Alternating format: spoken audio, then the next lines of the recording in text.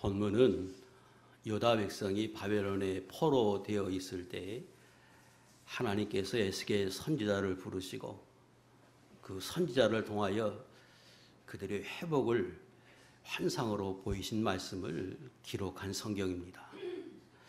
1절과 3절의 내용에 보면 하나님이 권능으로 에스겔 선지자를 그의 영으로 데리고 어느 골짜기에 두셨는데 그곳에는 뼈가 가득했습니다. 하나님이 그 뼈 가운데 지나게 하셨는데 에스겔이 가만히 살펴보니까 그 골짜기에 뼈가 심이 많고 아주 말라 있었습니다. 그때 하나님이 질문하시기를 인자야 이 뼈가 능히 살겠느냐 하고 에스겔에게 물었습니다. 그때 에스겔이 대답하기를 주 여호와께서 아시나이다 이렇게 대답을 했습니다. 3절까지 내용입니다. 먼저 에스겔 선지자가 어떤 사람인지 좀 알아야 하겠는데 에스겔 선지자는 이 사독 계열의 제사장 부시의 아들입니다. 그리고 그가 25살 되던 해에 2차로 바벨론에 포로되어서 끌려갑니다. 포로되어서 그곳에서 5년 정도 지날 때에 하나님이 강권적으로 에스겔 선지자를 그방갈가에서 불러서 선지자를 삼고 22년을 사역하게 하셨는데 그때 그 사역을 시작한 나이가 30세입니다. 지금 본문에 하나님이 그에게 어떤 환상을 보였는데 그 환상의 핵심은 골짜기에 뼈가 굉장히 많이 있었다는 겁니다. 그런데 그 환상을 보이시고 하나님이 11절에 이 뼈가 뭘 상징하는지를 말씀해 주셨는데 이 뼈는 온 이스라엘이라고 하나님이 말씀하십니다.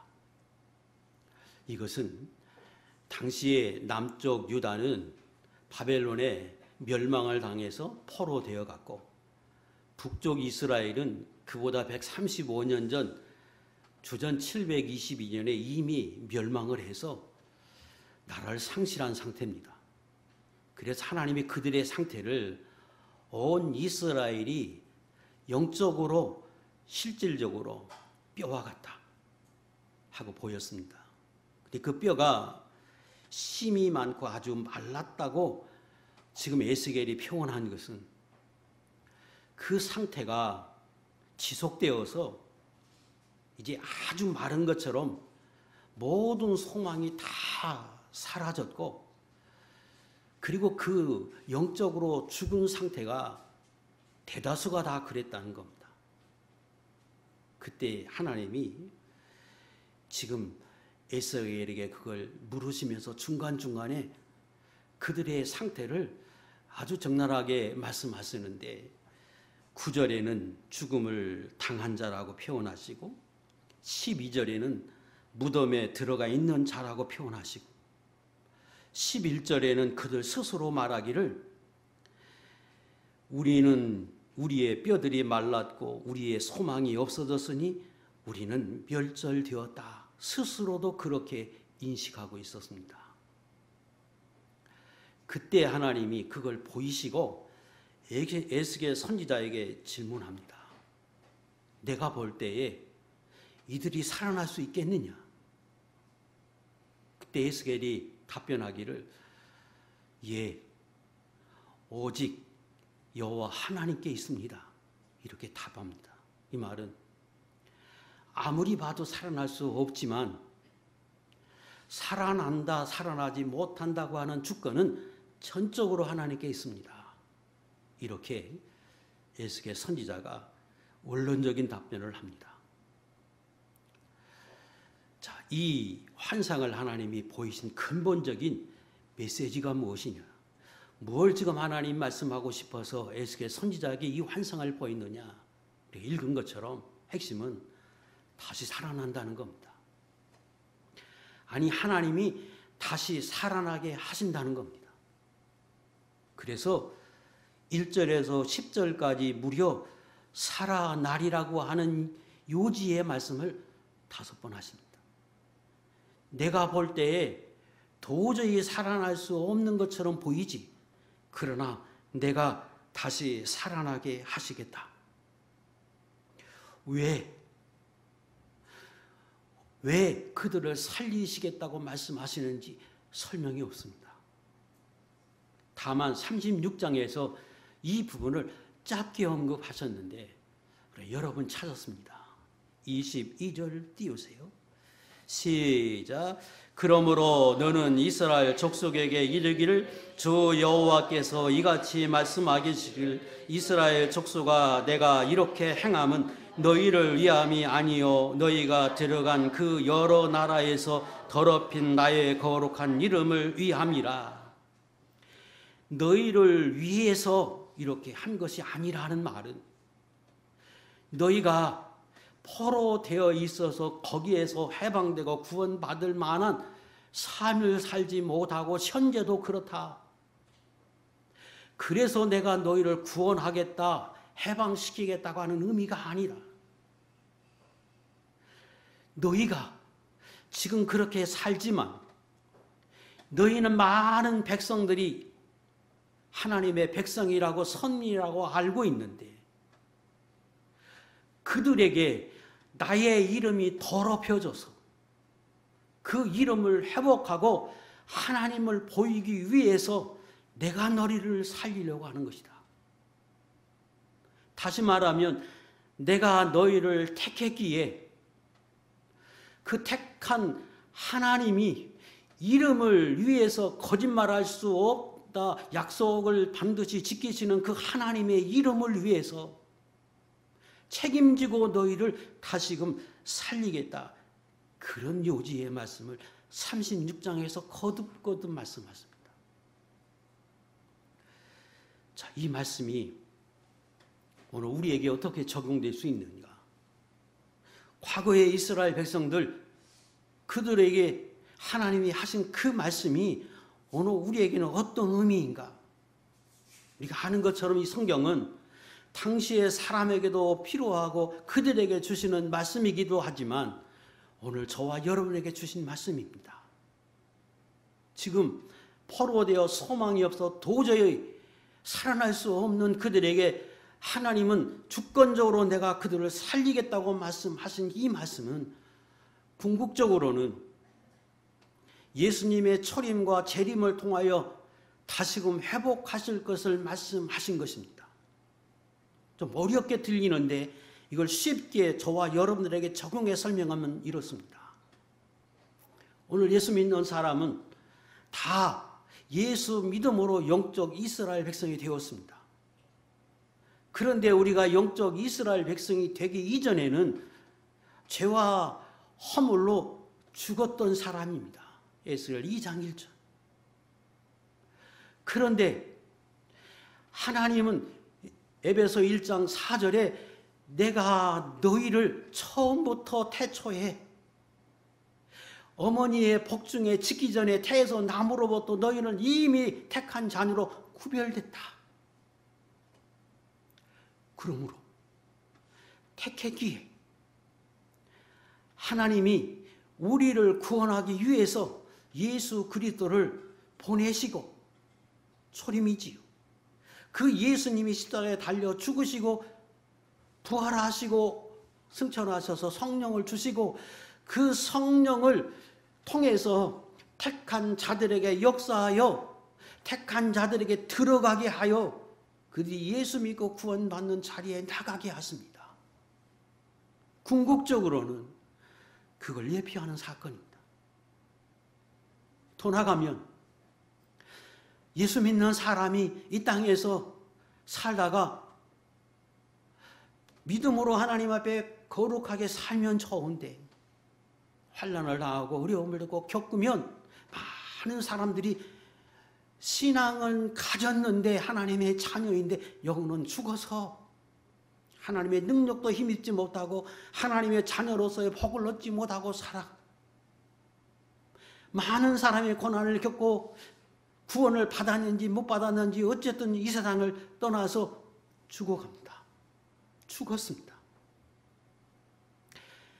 그러나 하나님은 마지막에 세상 끝에 주님을 다시금 재림케 하셔서 예수 믿고 죽어있는 무덤에 있는 사람들에게 생기가 들어가서 성령을 주어서 그들이 다시금 살게 하시고, 그 당시에 핍박과 환난으로 생명을 잃어버려서 겨우겨우 생명을 유지하고 있는 성도들을 성령으로 충만하게 하여 다시금 그들을 변화시켜서 영원한 나라에 들어가게 하십니다.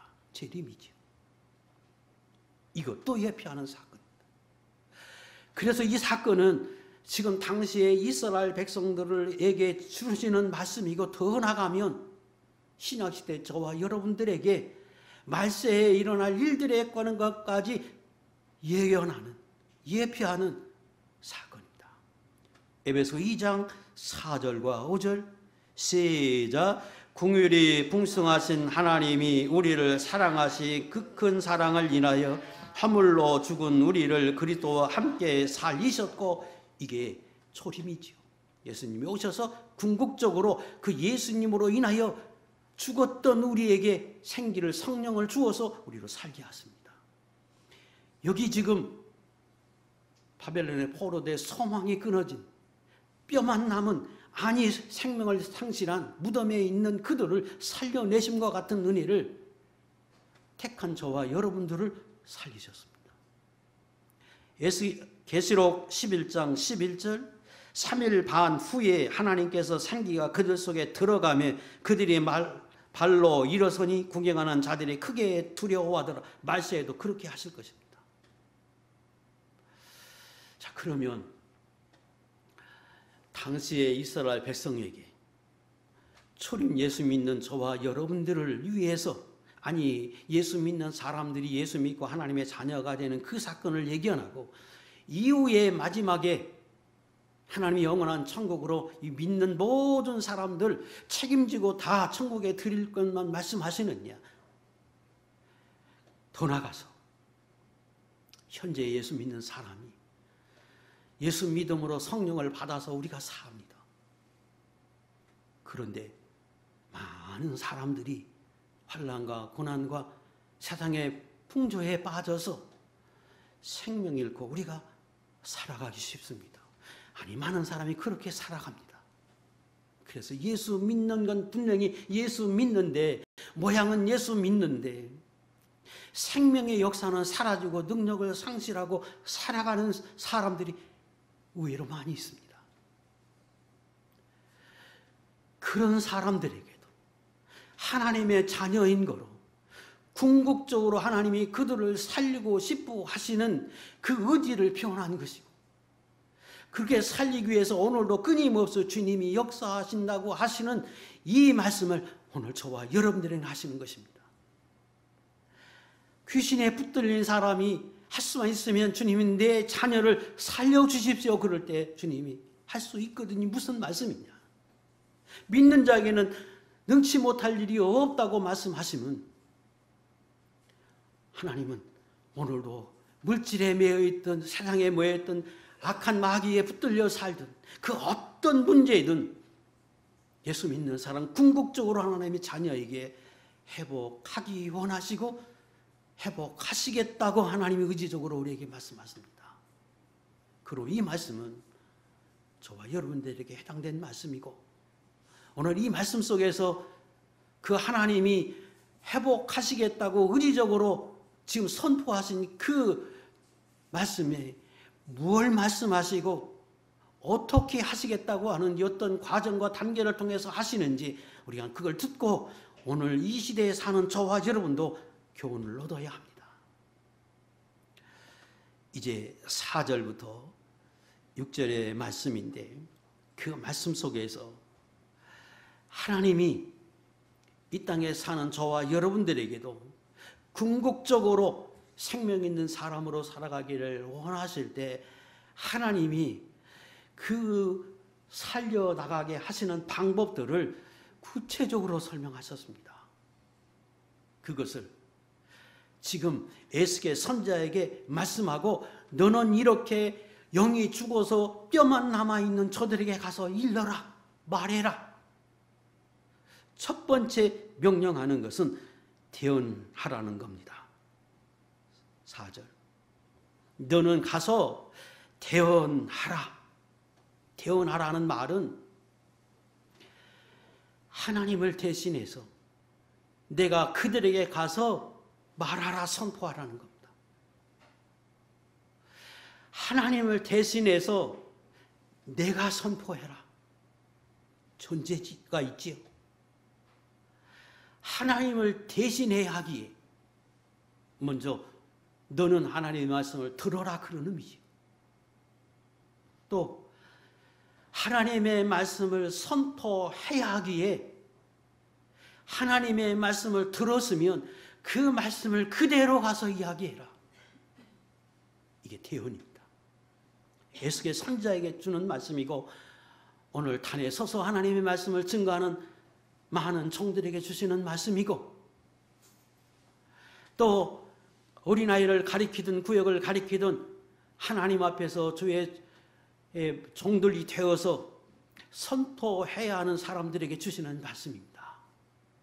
내가 먼저 하나님 앞에서 하나님의 말씀을 듣고 감동을 받고 그것을 가감없이 그대로 증거해야 한다. 우리가 생각할 때에 오늘 이 시대에 사는 저와 여러분에게 적용해 보면 오늘도 그러면 하나님이 주의 정도를 통해서만 말씀하느냐? 아니죠. 하나님은 내 안에, 여러분 안에 계심으로 끊임없이 진리와 성령으로 우리에게 깨우치고 말씀하십니다. 수없이 찾은 것처럼 요한복음 14장 26절에 우리를 가르치시고 생각나고 우리로 하여금 깨닫게 하십니다. 말씀이 생각나게 하소서.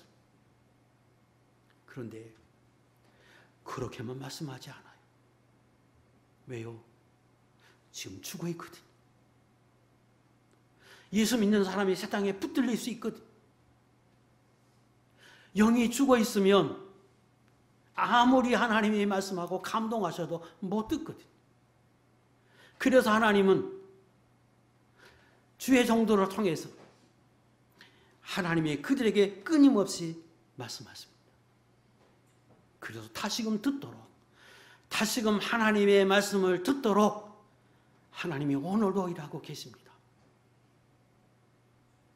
두 번째 하나님이 강조하는 건 들으라는 겁니다. 4절. 너희 마른 뼈들아 여호와의 말씀을 들을지어다. 들어라. 이 말씀은 살아나려면, 생명 있는 사람이 되려면, 하나님의 자녀로서 능력 있고 복을 받고 은혜를 입고 하나님의 자녀답게 살려면 들어라. 무엇? 하나님의 말씀을 들어야 한다.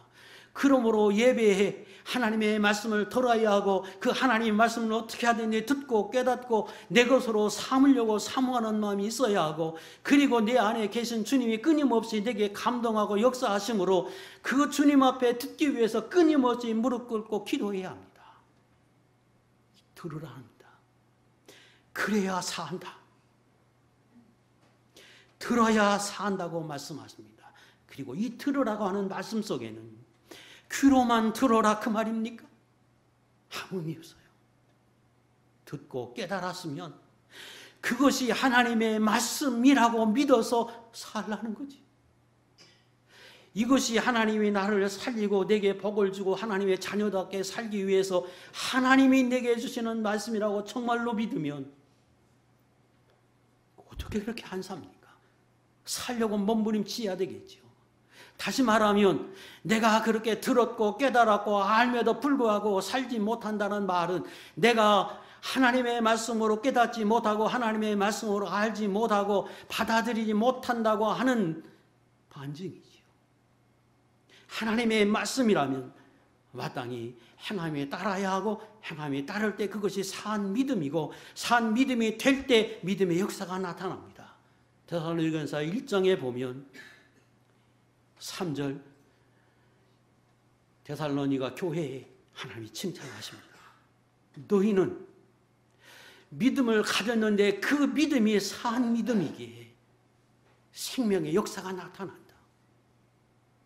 너희는 하나님 앞에 은혜를 입어서 영이 살아서 사랑에 충만한 사람인데 그 사랑의 충만함이 너희가 나타나서 그것이 많은 사람들에게 수고와 열심으로 행위로 나타난다. 하나님께 대한 소망을 가졌는데 그 소망이 사한 소망이기에 생활의 고난과 환난을 이기면서 내가 살아가는 사람이라고 칭찬합니다. 그리고 6절에 너희가 이런 믿음을 가진 것은 이런 생명의 역사가 나타남은 너희가 하나님의 말씀을 들을 때 성령을 기쁨으로 하나님의 말씀을 받아서 그것을 하나님의 말씀으로 깨달아서 주님을 본받는 심정으로 그렇게 살아가려고 애씀으로 인해요. 그 데살로니가 교회가 모범된 교회가 됐다고 설명하십니다. 저는 여러분들이 주 앞에서 하나님 앞에 이런 믿음의 사람이 되고 먼저 제가 하나님 앞에 끊임없이 기도하고 그래서 하나님의 말씀을 대언하는 종이요 여러분들은 그 말씀을 사모해서 그 말씀을 마음을 다하여 사모하는 마음으로 듣고 순종임에 실천해서 저도 여러분도 우리 교회가 생명 있는 능력 있는 하나님의 교회가 될 수 있기를 주의 이름으로 축복합니다. 세 번째 단계는 너희가 살아나리라 말씀하십니다. 5절 이 뼈들에게 이같이 말씀하시기를 너희가 살아나리라. 어떻게 죽어있는 그들, 심이 말라있는 그들, 생명이 없어 무덤에 들어가 있던 그들이 살아난다고 말씀하시는 거예요. 5절에 생기가 그들에게 들어가서 살아나는 거예요.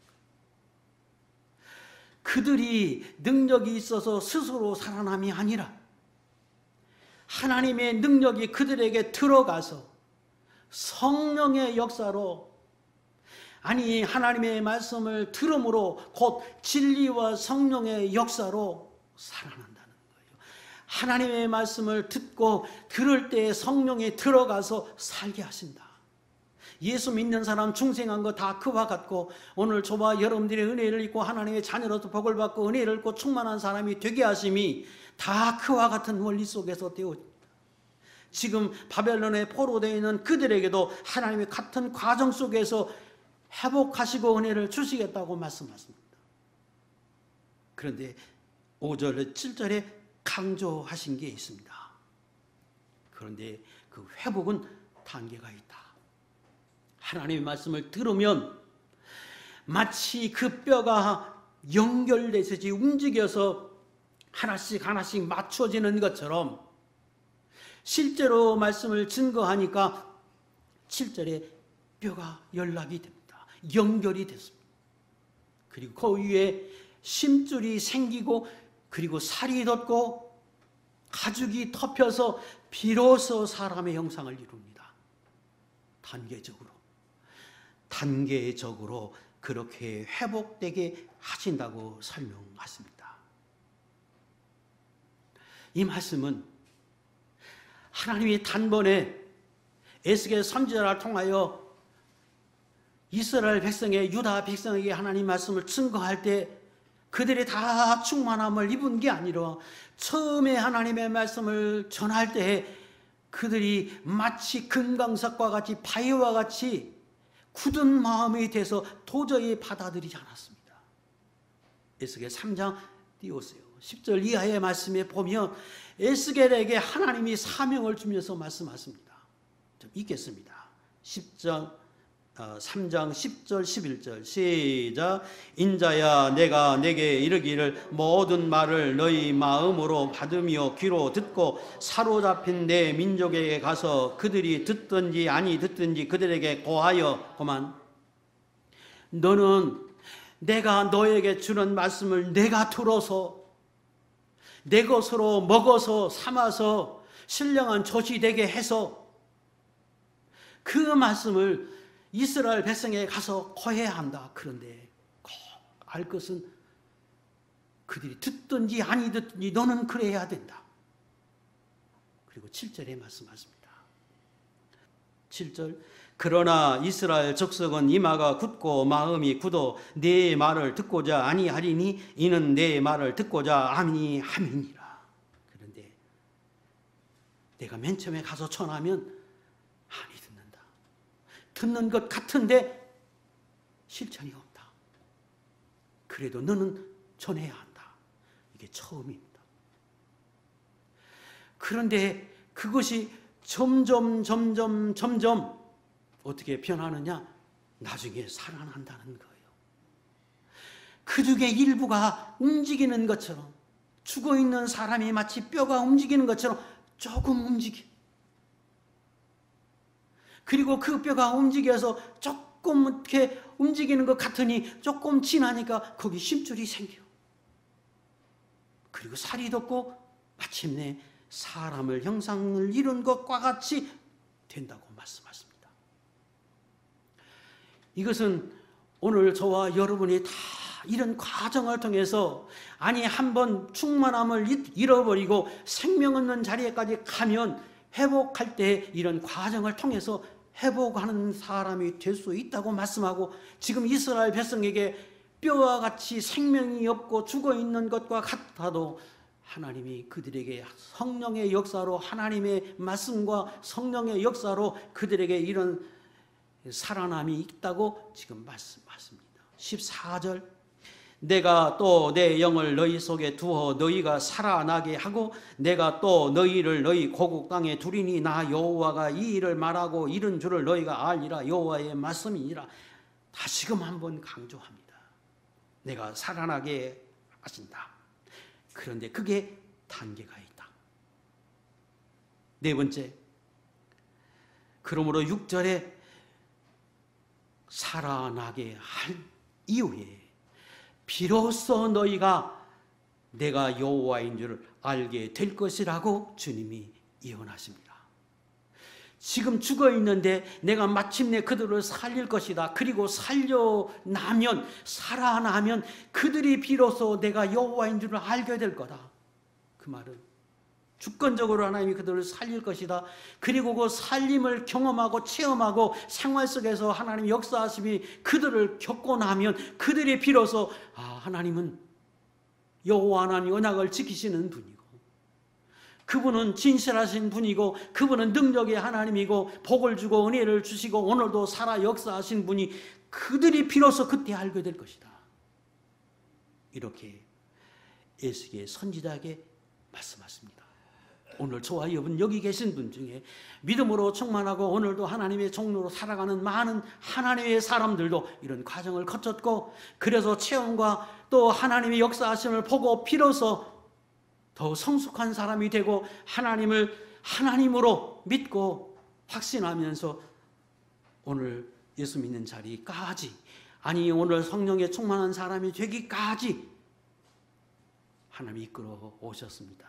그때 꼭 기억할 것은 에스겔 36장 31절 32절 읽겠습니다. 시작. 그때에 너희가 너희 악한 길과 너희 좋지 못한 행실을 기억하고 너희 모든 죄악과 가증한 일로 말미암아 스스로 믿게 보리라. 너희 행위로 말미암아 부끄러워하고 한탄할지어다. 이 말씀이 곧 너희가 하나님의 역사를 보고 나면, 너희에게 하나님이 이런 은혜를 주고 다시금 회복하는 은혜를 주거든, 그때 그것을 경험하고 나면 그걸로 끝나지 않고 내가 비로소 하나님을 하나님으로 알게 될 거라. 그 말은 그때 내가 하나님을 하나님으로 알고 너는 과거에 너를 바라보고 너의 연약함을 회개하고, 그때에도 하나님이 나를 사랑하셔서 나로 이런 회복하는 은혜 주셨다. 내게 이런 은혜를 다시금 주셨다.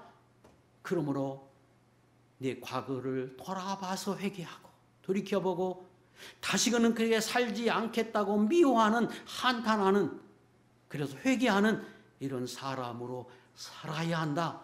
하나님 이렇게 말씀하십니다. 자, 이제 7절과 8절입니다. 지금 네 단계로 하나님이 에스겔 선지자에게 미리 말씀하십니다. 너는 내게 들어라. 그래서 그 말을 그대로 가서 그들에게 전해줘라. 그리고 그들에게 말해주기를 너희는 살아나려면 하나님의 말씀을 들어야 한다. 그러면 하나님이 살려낼 거다. 살아나거든 하나님의 은혜를 깨닫고 너희는 여호와를 여호와로 알고 섬겨야 된다. 이렇게 지금 에스겔에게 말씀해 주니까 비로소 에스겔이 그 말씀을 듣고 7절 그가 하나님의 주신 말씀을 태어납니다. 그랬더니 8절 역사가 나타나서 실제로 하나님의 말씀하신 것 같은 역사가 실제로 나타났습니다. 꼭 잊지 말아야 할 게 있습니다. 예수 믿는 사람이 착각하기 쉬운 것은 믿음이 가졌으면 내가 어떤 소원이든지 어떤 것이든지 믿고 확신하고 하나님 앞에 기도하면 하나님이 반드시 이루신다고 믿습니다. 틀린 말이 아닙니다. 그런데 그렇게만 믿으면 잘못된 신앙이요. 지금 4가지를 말씀하신 것 중에 첫 번째, 두 번째 단계를 뛰어넘고 3번째로 가는 사람입니다. 모든 하나님의 역사는 주권이, 주도권이 하나님께 있습니다. 하나님이 에스겔에게 산다. 말씀하셔야 사는 거지. 그래서 에스겔이 듣고 그 말씀을 가서 전할 때 사는 거예요. 바벨론에 포로되어 있는 그들 귀환하게 하신다. 하나님이 에스겔에게 말씀하고 그 에스겔이 그 말씀을 듣고 이스라엘 백성에게 가서 그 말씀을 할 때 이스라엘 백성들이 그 말씀을 듣고 그 말씀을 믿기에 행동으로 옮길 때 귀환하는 거예요. 그런데 첫 번째, 두 번째 단계 없이 내가 믿음으로 내가 소원을 가지고 내 소원을 난 살아난다. 이 기업이 잘 된다. 어떻게 하면? 믿으면 기도하면. 그래서 열심히 기도하고 내 소원을 이루려고 하면 이루어질까요? 그것이 어떻게 하나님의 뜻에 합하면 이루어지지만 대부분은 자기의 욕심에서 난 거지요. 자기에게서 난 거지. 그건 하나님의 것이 아니에요. 지금 4가지로 단계로 설명하셨습니다. 하나님이 내 안에 계세요. 그 하나님이 내 안에서 내게 너 산다. 너 이렇게 해야 한다. 너 낳는다. 그래야 낳는 거예요. 그래야 역사가 나타나는 거예요. 그 들음이 하나님으로부터 나야 되는 것인데 현대인들이 많은 다수가 잘못 배워서 잘못 깨달아서 자기로부터 나도 괜찮은 것처럼 그럼 자기가 하나님이지요. 이것 우리가 꼭 잊지 말아야 합니다. 그래서 하나님의 뜻을 분별하고 깨닫고 하나님 말씀을 듣고 뭐라고 말씀하시는데 들려지는지 들으려고 하고 그리고 그 말씀을 들으면 그게 생명인 줄 알고 내가 그렇게 살아가는 자세 이게 대단히 중요합니다. 자, 지금 하나님이 에게 선자에게 대언하라고 했어요. 그 대언했더니 실제로 죽었던 뼈들이 움직여서 맞춰지더니 거기에 힘줄이 돋고 거기에 살이 붙고 그리고 가죽이 덮어서 사람의 모습을 갖췄어요. 그런데 특징이 있습니다. 8절 내가 또 보니 그 뼈에 심줄이 생기고 살이 오르며 그 위에 가죽이 덮이나 그 속에 생기가 없었어요. 모양은 사람을 갖췄는데 생기가 없어요. 움직이지가 않아요. 능력이 없어요. 분명히 살아난 것 같은데 사람인 것 같은데 회복된 것 같은데 생명이 없어.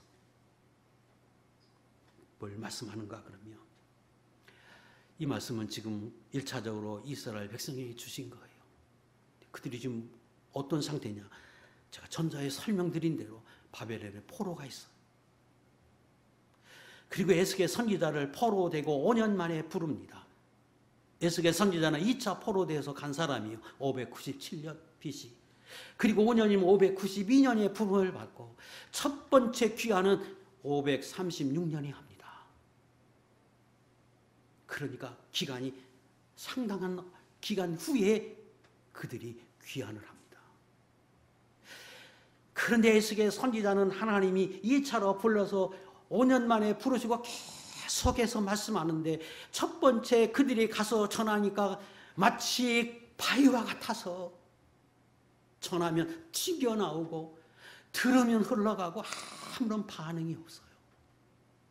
점점점 세월이 지나가면서 움직이기 시작하더니 그게 뼈가 움직이고 살이 돋는 것처럼 그들이 움직이기 시작해요.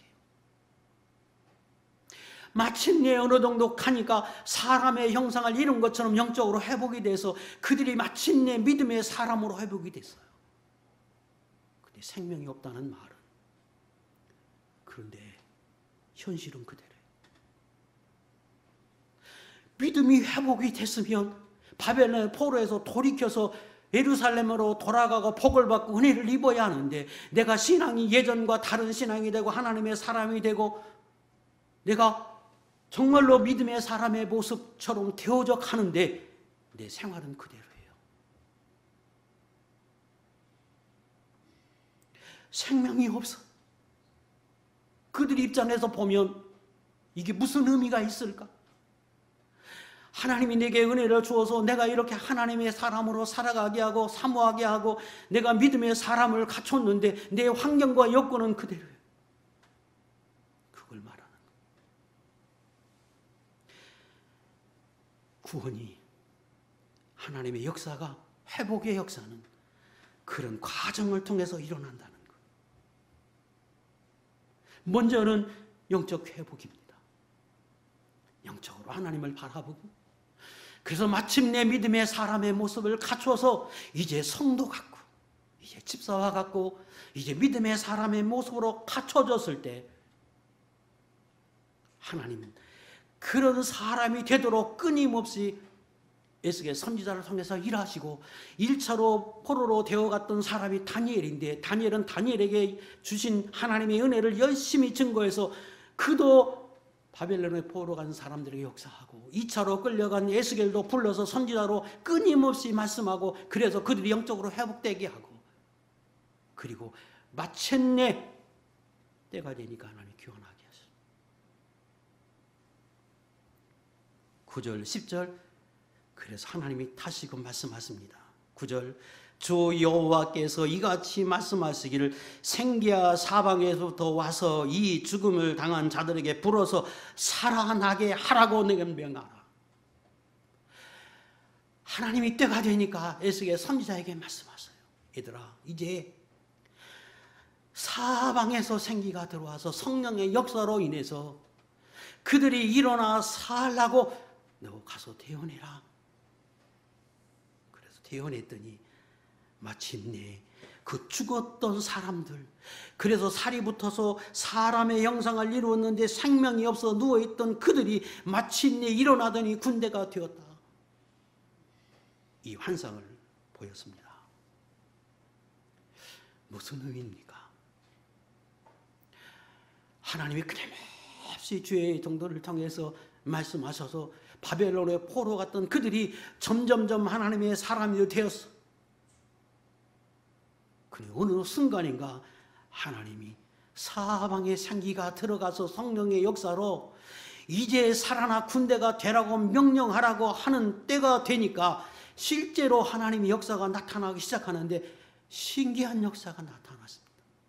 이전에는 이스라엘 백성들에게 심령에만 하나님이 역사하고 그들의 신앙만 회복되게 하셨는데, 때가 되니까 사방의 성령의 역사를 하나님이 명하고 그 역사가 일어나기 시작합니다. 첫 번째, 역대하 마지막 장 36장 그 마지막 절 그 2절에 보면 이런 말씀이 있어요. 읽겠습니다. 시작.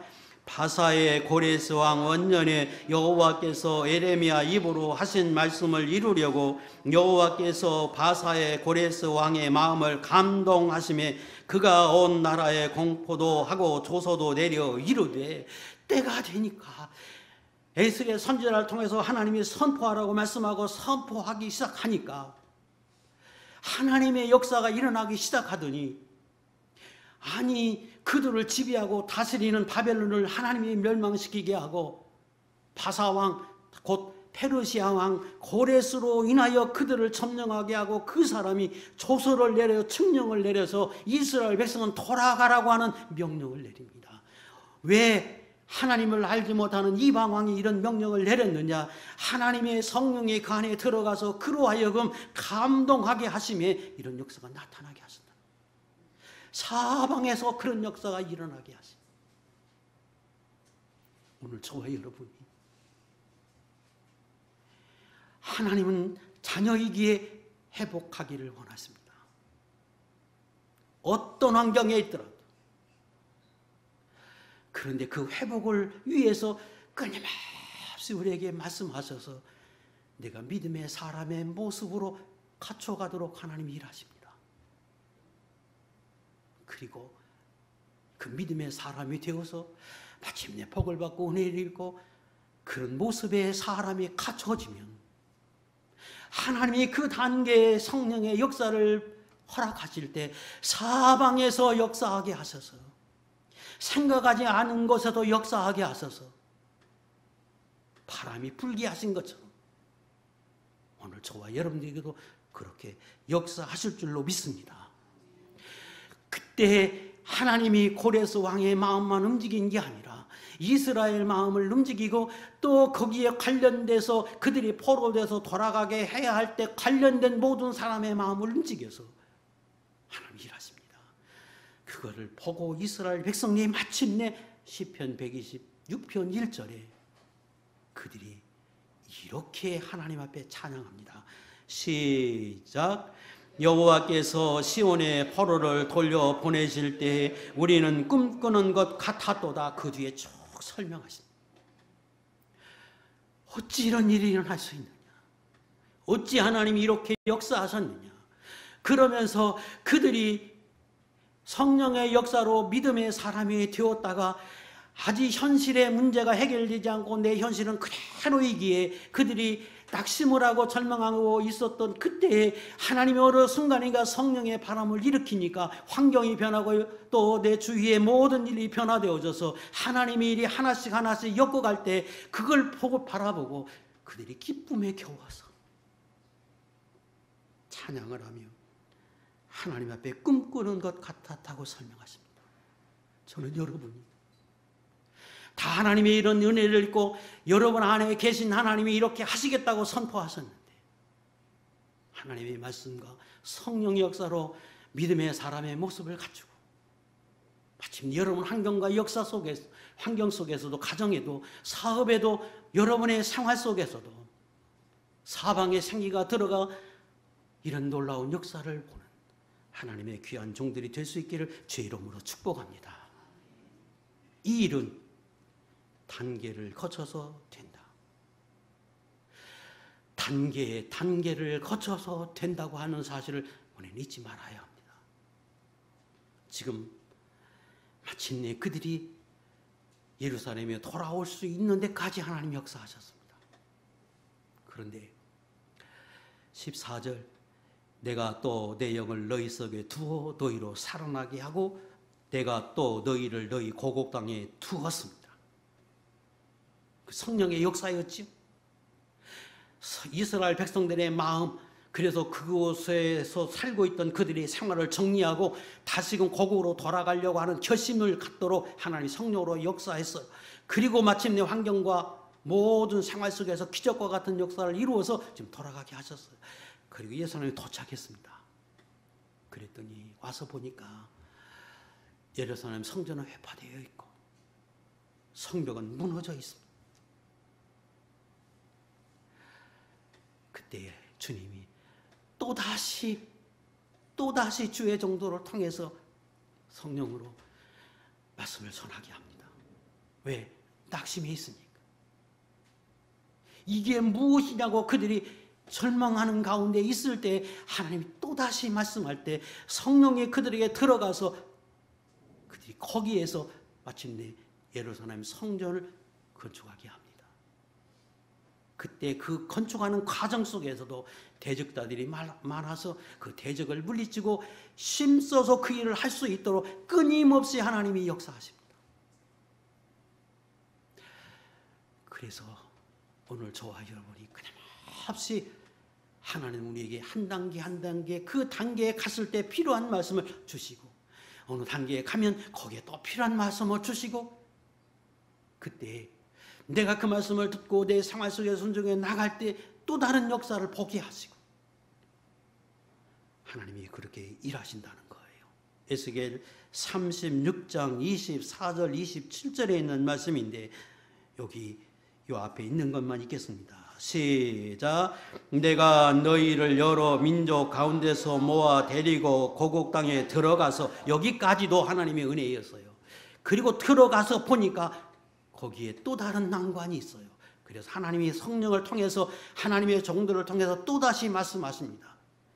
그 다음 시작. 또 새 영을 너희 속에 두고 새 마음을 너희에게 주되 너희 육신에서 굳은 마음을 제거하고 부드러운 마음을 줄 것이며 또 내 영을 너희 속에 두어 너희로 내 율례를 행하게 하리니 또 성령으로 역사하고 또 내 영을 주어서 역사하고 단계적으로 또 역사하고 또 역사해서 마침내 하나님의 사람들이 되게 하고 하나님의 뜻을 이루게 하고 하나님의 거룩한 나라가 완성이 되어져 가도록 하나님이 일하시고 여러분들 개개인에 주고자 하시는 하나님의 복과 은혜를 마침내 받아 누리도록 하나님 역사하십니다.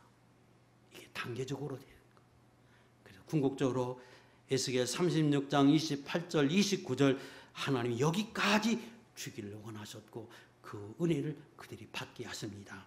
내가 너희 조상에게 준 땅에서 너희가 거주하면서 내 백성이 되고 나는 너희 하나님이 되리라. 내가 너희를 모든 더러운 데에서 구원하고 곡식이 풍성하게 하여 기근이 너희에게 닥치지 아니하게 할 것이며 쭉 설명하세요. 하나님이 마침내 주고자 하시는 은혜의 단계까지 가도록 만들어서 그들이 평안하게 예루살렘에 거하면서 그들이 하나님이 되고 이스라엘 백성은 그들의 백성이 되고 하나님의 백성이 되고 그들이 평안히 곡식이 풍성하며 많은 나라를 다스리며 권세 있는 민족으로 살아가도록 하나님 마침내 역사하십니다. 오늘 주신 환상이 바로 그것을 함축해서 그들에게 말씀하신 것이고 그 말씀은 전자에 설명드린 것처럼 오늘 이 시대에 사는 저와 여러분들에게 주시는 하나님의 교훈들입니다. 오늘도 이런 과정으로 오늘 일하실 것을 확신하면서 여기 계신 모든 분들이 하나님 앞에 한 단계 한 단계 더 성숙하고 더 은혜를 입어서 마침내 복된 자녀로 능력 있는 삶을 사는 저 여러분 될 수 있기를 주의 이름으로 축복합니다. 기도하겠습니다.